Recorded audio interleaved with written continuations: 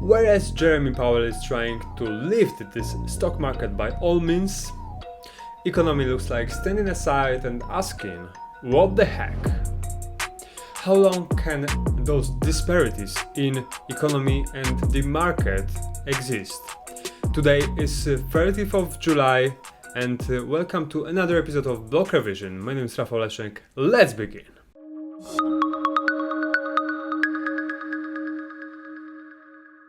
Right now, let's get to market movers section, and we can find it on trading economics events. On Friday, we had very important gauges for the euro area. The unemployment rate as of 7.7% has turned out to be lower than expected. So the unemployment rate in European Union is getting back to the pre-pandemic levels slowly but surely. So it's a sign as this area is getting back to normal.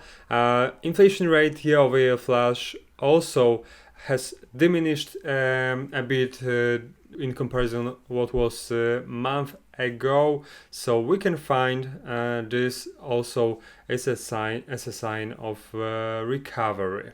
And as of next, we had GDP month over month from Canada. We can find this gauge to be secondly crossing the negative territory, so it means this post-pandemic boost is right now decelerating, and we are slowing down the economy growth.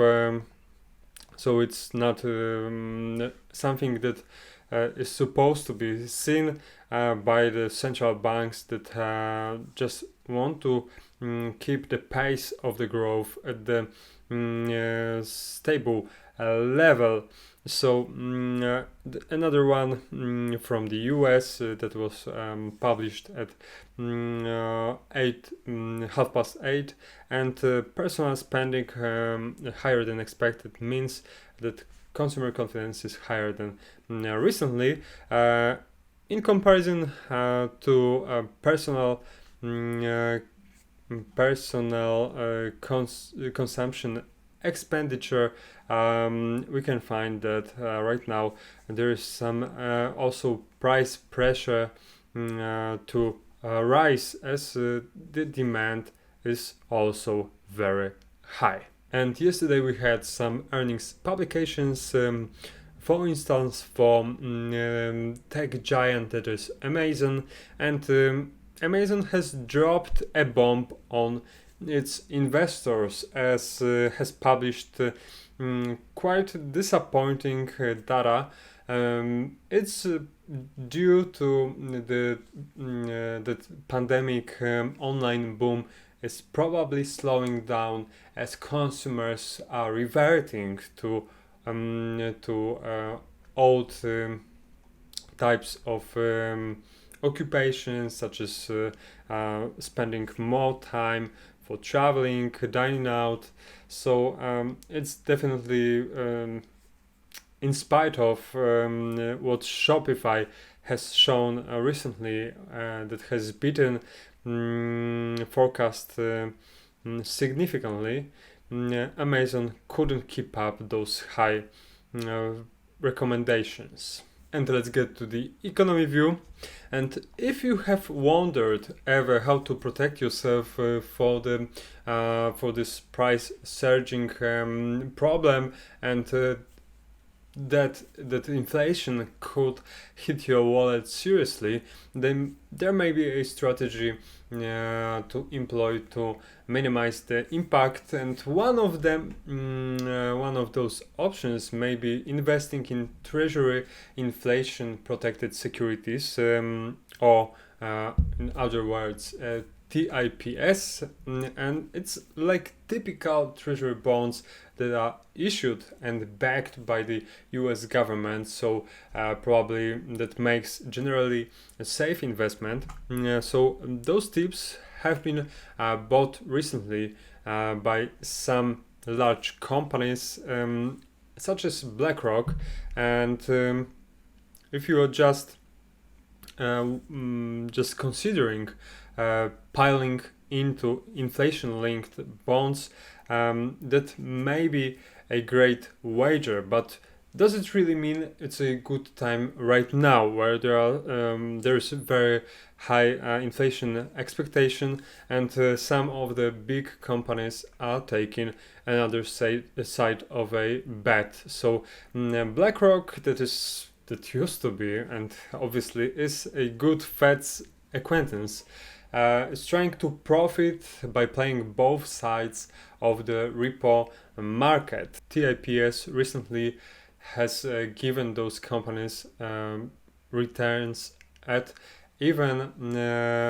7% for the past year, and in comparison to what the other bonds, such as 10-year nominal debt yielding was at about 1.25%. It was really a standout trade.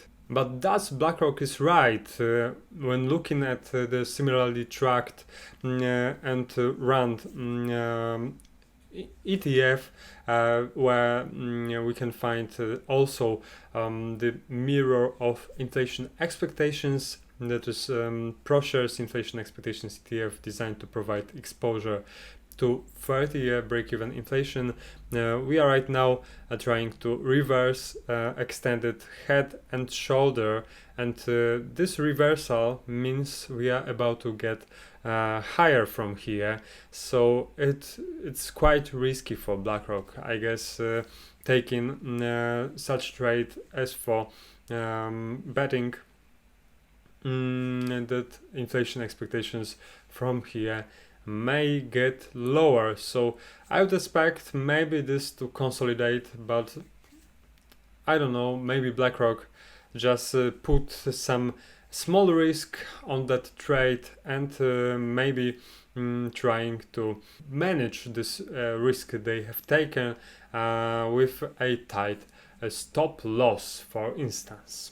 And when looking at the reverse repo usage, that is a kind of a short-term agreement to purchase securities in order to sell them back at slightly higher prices, is where we right now getting level of $1 trillion. So it's unprecedentedly high level, where there are some never-ending questions about right now if this trend line will get be fulfilled in its extension. How big will the Fed's reverse repo finally get, and what will be the impact for the market of so many trillion going into the RRP each day. Now let's discuss indexes outlook, and we are strictly observing what's happening with China A50 index as it has suffered due to some regulators that has stifled innovations, and Chinese new government regulatory framework for this online Chinese education industry.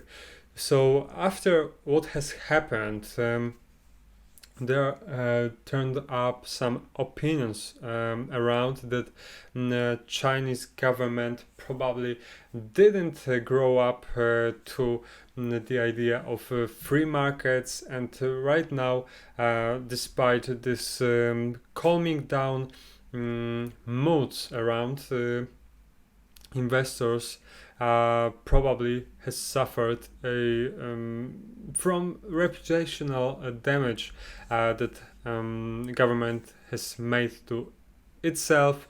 So definitely just on looking at yuan's volatility climb recently, we've reached above 4%. So it means that the country is in a trap, and China may no be longer worthy of investment dollars. There are some also threats that if the crackdown makes it more difficult for China's largest companies to expand, that would be beneficiary for American tech giants. And as some experts said, China can clamp down any sector it deems a threat or hinders the goals of social welfare.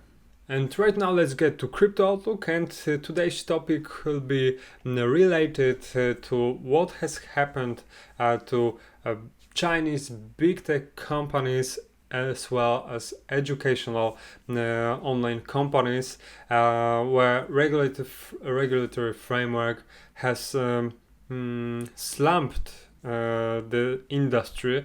And the same situation right now is on the crypto market, where we have talked about the possibility of regaining those hash rate in order to bring Bitcoin to all-time high levels, but without Chinese miners that are not right now not experiencing the rejoin process, it will be very difficult for the whole chain. So right now we can find we are ongoing something like De-Chinesation that was firstly imposed on trading and right now is imposed on computing power. So as China has taken some serious steps against cryptocurrencies, we can find that this country is getting less and less computational power contributed to the network. And as of 2019, the China contributed to the network to 75% of total, and right now it's shown a steady decline way before this mining ban, but right now it's also after this slump has slided much even more down to 46% as of right now, and the United States has been beneficiary of this situation and expanded its share to nearly 17% globally right now. Very interesting what this tech war may bring us in the next future. And emphasizing how friendly US regulators are currently for Bitcoin industry is this news that confirms that new IRA product allows for tax-free Bitcoin mining, and it means that US clients can now avoid tax on the Bitcoin they mine by mining with hardware through their individual retirement accounts. So for some reason US regulators are trying to attract some more investors in comparison to what China doing. It's a strictly different viewpoint. So right now we are creating this circular Bitcoin economy in the US. Obviously some Bitcoin proponents may be discouraged by this proposition when saying that every single transaction accounting for to the government entity is getting the network less anonymous and more transparent.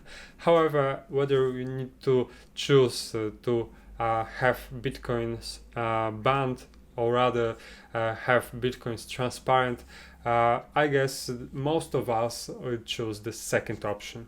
And right now let's get to trade idea section, and we are discussing over Win Results Limited. So it's a company that is a developer and operator of high-end hotels and casinos. Started its operation in 2002, and since 2008 we can't really can't really get to the higher levels of a price. We are still consolidating. However, since the half of 2019, we can find we have formed something that is highly significant consolidation area where price is likely to maintain for longer. So with a one break for this COVID time, despite this, we are likely to stay longer within this area of psychologically formed $100 and $150 as a top boundary. So today we have earnings publications, and I would observe this one if it will bring us higher and will close significantly higher than $100. It would mean for me there's a great area to buy.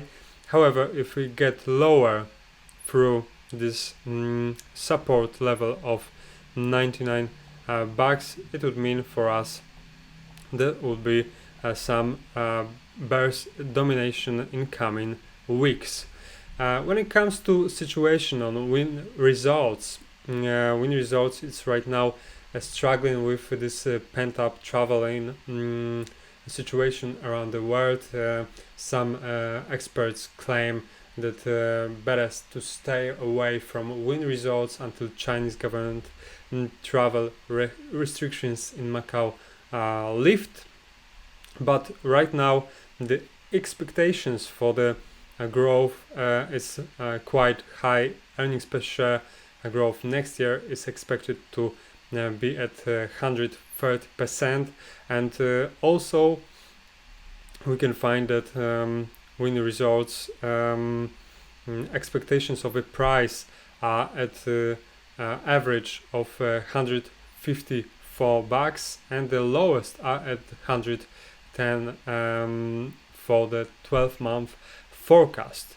So with this post-pandemic time, I would find that win results may gain in price. I would just look at the financials right now. The financials aren't getting back to what was in the history, as we can find right now. There's lots need to be done regarding of what win results may become. However, the company is progressing in order to gain new clients, and right now the possibility of it to stay in this area of 100 and 150 is high, and shouldn't be threatened by any significant measure, unless there will be another Delta variant of a virus that will slow down openings around the world. So it's a area of significance right now. So if we get lower below this 98 bucks area, and we close the day right after earnings below this, there's a area of a possible drop right down to this $91 level. Otherwise, I would expect this to get higher, at least to this area of